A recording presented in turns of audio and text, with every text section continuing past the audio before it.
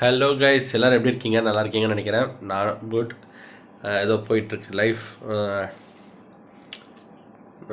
Almost ஒரு வருஷம் ஆயிடுச்சு நினைக்கிறேன் வீடியோ எல்லாம் போட்டு. ஓகே,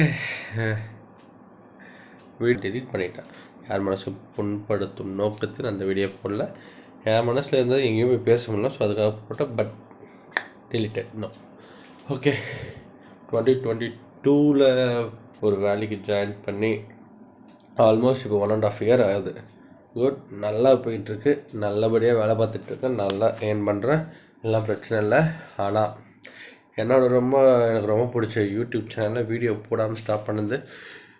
எனக்குள்ளே ஏதோ இதுவாகிட்டே இருக்கு. அதான் நான் யோசிச்சேன், இந்த ஒரு வருஷம் நம்ம வேலைக்காக மட்டுமே ஓடிட்டோமே. வேலைக்கு போகிறோம், சம்பாதிக்கிறோம். ஓகே, வேலைக்கு போகிறோம், சம்பாதிக்கிறோம், வேலைக்கு போகிறோம், அவ்வளோதான் இருக்குது. தவிர வேறு எதுவும் பெருசாக பண்ணலை. இனிமேட்டு வாரத்துக்கு ஒரு நாள் இல்லை 2 நாளாவது ஏதாவது ஒரு டைம் ஸ்பெண்ட் பண்ணி எனக்குன்னு பிடிச்ச ஏதோ கிரிக்கெட்டோ மூவியோ எதாவது பார்த்தேன்னா அதோட கண்டென்ட்டை பற்றி எதாவது பேசலாம். இல்லை நான் எங்கேயாவது போனால் எதாவது சாப்பிட்றேன்னா அதை பற்றி பேசலாம். என் ஃப்ரெண்ட்ஸோட எங்கேயா வெளியே போகிறேன்னா அதை சின்ன விலாக் மாதிரி எடுத்து போகலாம். இதுக்கப்புறம் விலாக் போட்டுக்கிட்டே இருப்பேன். பட் இந்த 2023 எப்படி போச்சு, என்னென்னலாம் நடந்தது, நான் என்னென்னலாம் பண்ணேன், அதை பற்றி பேசலாமா வேணாமா? எனக்கு 2023 மெயினாக நடந்தது இந்த ஆஸ்திரேலியா வேர்ல்டு கப் வின் பண்ணது தான் ஹாப்பியான மூமெண்ட்.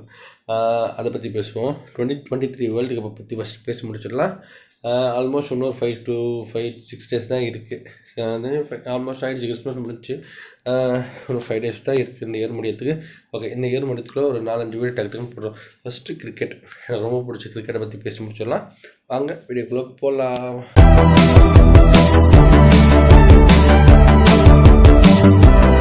ஓகே, ஆல்ரெடி சொன்ன மாதிரி தான் 2023 வேர்ல்டு கப்பில் ஆல்மோஸ்ட் 10 டீம் விளாண்டாங்க. அந்த 10 டீம்லேயும் பெஸ்ட்டு ஒரு பிளேயர் பற்றி மட்டும் நான் இப்போது சொல்ல போகிறேன். அது எனக்கு பர்சனலாக பிடிச்ச ஒரு பிளேயரை மட்டும் சொல்ல போகிறேன். ஆனால் வர அடுத்தடுத்த வீடியோவில் நான் எல்லாரை பற்றியும் பேசுவேன். இப்போது அந்த டீம்லேயே பெஸ்ட்டாக யார் நல்லா பர்ஃபார்ம் பண்ணாங்கன்றதில் ஃபஸ்ட்டாக வர்றது பார்த்திங்கன்னா சவுத் ஆஃப்ரிக்காவில் எனக்கு இந்த 2023 வேர்ல்டு கப்பில் பெஸ்ட்டாக பிடிச்சது மட்டும் இல்லாமல் எனக்கு எப்போவுமே பிடிச்சது ஆஃப்டர் ஏபி அப்புறம் குவிண்டன் தான்.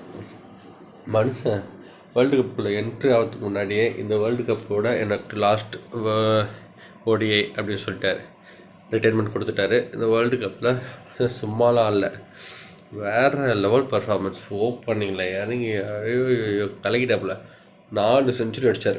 எவ்வளோ? 1 இல்லை 2 இல்லை 4 செஞ்சுரி.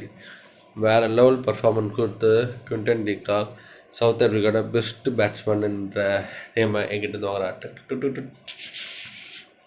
ஓகே, செகண்ட் நம்ம இந்தியான்னு சொல்கிறதுக்கு ஒரு பெருமையாக இருக்குது, கெத்தாக இருக்குல்ல. ஓகே, இந்தியாவோட பெஸ்ட்டு பேட்ஸ்மேன் எனக்கு ரொம்ப பர்சனலாக நான் யாரை பார்த்தேன்னா விராட் கோலி சும்மா இல்லைங்க, வேறு லெவல் பர்ஃபார்மன்ஸு. அவரோட 50th ஓடிஐ செஞ்சுரியை இந்த வேர்ல்டு கப்பில் நியூசிலாந்து அகேன்ஸ்டாக செமிஃபைனலில் கம்ப்ளீட் பண்ணார். சச்சின் டெண்டுல்கர் ரெக்கார்டே உடச்சிருக்காருன்னா சும்மா இல்லை. அதுவும் இப்போ அவ்வளோ ஃபிட்டாக இருக்கார். எனக்கு தெரிஞ்சு இப்படியே ஃபிட்டோடு போனால் அடுத்த வேர்ல்டு கப்லேயே ஆடுவார். ஸோ விராட் கோலிக்கு ஹேண்ட்ஸ் ஆஃப். அண்ட் தென் நம்ம லிஸ்ட்டில் அடுத்ததாக இருக்கிறது ஆஸ்திரேலியா வேர்ல்டு கப்பே வாங்கியாச்சு. அதுலேயும் யார் அதை பேசுவாருங்கன்னா ஆஸ்திரேலியாவோட பெஸ்ட்டு பேட்ஸ்மேன் யார் எடுத்துக்கிட்டோன்னா மேக்ஸி சும்மா நாங்கள் 2 மேட்ச் செம்மையாக பர்ஃபார்ம் பண்ணார். அதில் பெஸ்ட்டாக எனக்கு ரொம்ப பர்சனலாக பிடிச்சது அவரோட இந்த ஆப்கானிஸ்தானோட அடித்தார் பார்த்திங்கன்னா 200. வேறு லெவலுங்க, சான்ஸில் 2 கால் சுத்தமாக முடியல, ஃபுல்லாக கிராம்ப் ஆகிருக்கான். அப்பயும் அவர் நின்று வெலாசி தள்ளனா இருப்பாருங்க. 2 கால்னா 2 கை போதுன்னா சொல்லிட்டு நின்று ஸ்டாண்ட் பண்ணி போட்டு வெளுத்து கட்டிட்டாருங்க. வேறு லெவல் பர்ஃபார்மன்ஸ். ஆஸ்திரேலியாவில் பெஸ்ட்டு பேட்ஸ்மேனாக நான் இந்த வருஷம் எடுத்தது பார்த்திங்கன்னா மேக்ஸ்வெல். அண்ட் தென் ஆப்கானிஸ்தான் பார்த்திங்கன்னா இப்ராஹிம் ஜட்ரான். அவரு வெறும் 21 வயசு 21 வயசு தான் நினைக்கிறேன். ஆஸ்திரேலியாவுக்கு அகைன்ஸ்டாக மும்பையில் நடந்த வேர்ல்டு கப்பில் செஞ்சுரிங்க. அதுவும் இந்த சைடு போல பார்த்தீங்கன்னா ஜாஸ் ஏசிலோடு, பேட் கமின்ஸு, ஸ்டார்க்கு, ஜாம்பா இவங்களுக்கெல்லாம் அகெயின்ஸ்டா மனுஷன் பாவம். ஆஸ்திரேலியாவே அந்த அந்த அந்த மேட்ச் இந்த மேக்ஸ்வெல் அந்த 200 அடிச்சது அந்த மேட்ச் தான் வேற லெவல் பர்ஃபார்ம், வேற லெவல் பர்ஃபார்மன்ஸு. பையன் அந்த மேட்ச்சில் செஞ்சுரி அடிச்சு வேற லெவலில் கலக்குனா. ஆஸ்திரேலியா அடுத்தது நெதர்லாந்து பார்த்தீங்கன்னா ஸ்காட் எட்வர்ட்ஸ் கேப்டன் தான். சூப்பர் நல்ல திங்கு, நல்ல பேட்ஸ்மேன், நல்ல விக்கெட் கீப்பர், நல்ல ஒரு கேப்டன். சவுத் ஆஃப்ரிக்கா ஆடினார் பற்றிய நல்ல ஒரு இன்னிங்ஸு. டாஸ் வின் பண்ணி பேட்டிங் எடுத்து சூப்பராக ஒரு ரன் செட் பண்ணி அவங்க டீமை ஓட விட்டாங்கல்ல. T20 வேர்ல்டு கப்பில் எப்படி ஓட விட்டாங்களோ அதே மாதிரி 50-50 ஓவர்லேயும் ஓட விட்டாங்க. ஸோ ஸ்காட் எட்வர்ட்ஸ் என்னோட நெதர்லாண்டோட பெஸ்ட் பேட்ஸ்மேன். அண்ட் தென் வேறு யாரை பற்றி சொல்லணும்? பாகிஸ்தான் முகமது ரிஸ்வானை பற்றி நம்ம என்ன பேசிக்கிட்டு அன்சம் வேறு மாதிரிங்க. Super performance. பாகிஸ்தானை நான் பெஸ்ட் பேட்ஸ்மேன் இந்த வருஷம் எடுத்தது முகமது ரிஸ்வான். இங்கிலாந்து இந்த வருஷம் வேர்ல்டு கப் ரொம்ப பாவங்க. இப்படி போயிடுச்சு. லாஸ்ட் இயர் வேர்ல்டு கப் வாங்கிட்டு டிஃபெண்டிங் சாம்பியனாக இந்த வருஷம் வேர்ல்டு கப்பில் வேர்ல்டு கப் செமிஃபைனல் குவாலிஃபை கூட ஆடாமல் எனக்கு தெரிஞ்சு ஒரு டாப் 5 கூட வரலங்க.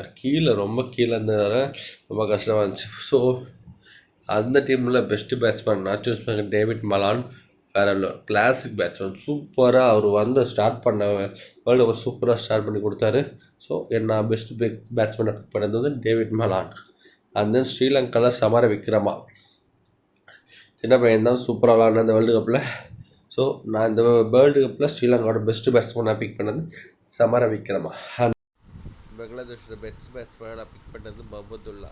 வேறு லெவல் பர்ஃபார்மன்ஸுங்க. செம்பட்டி ஆய்குடி இந்த வயசில் சூப்பராக ஆடினாருங்க. 2-3 இன்னிங்ஸ் அவரது பேசும் பொருளாக இருந்துச்சு. இந்த 2023 பங்களாதேஷோட பேட்ஸ்மேனை நான் பிக் பண்ணுறது மஹமுதுல்லா. அண்ட் தென் நியூசிலாண்டில் இப்படி ஒரு பேட்ஸ்மேன், அதுவும் லெஃப்ட் ஹேண்ட் கிளாசிக் பிளேயர், வெறும் 23 வயசு தான் ஆகுது பையனுக்கு. ரச்சின் ரவீந்திரா. அவர் இந்தியாவோட ஆரிஜின் தான். பட் நியூசிலாண்டில் இந்த world cup debut world cup 23 வயசு தான் ஆகுது. கிளாசிக்காக ஆனார். 3 செஞ்சுரி 2 50 அடிச்சிருக்காரு. அதுவும் அந்த டெபியூ வேர்ல்டு கப்லேயே பார்த்தீங்கன்னா 70+ ஆவரேஜ் வச்சுருக்காரு. Batting score average. அது இல்லாமல் 565 ரன் வரை அடிச்சிருக்காரு. வேறு லெவல் பர்ஃபார்ம்.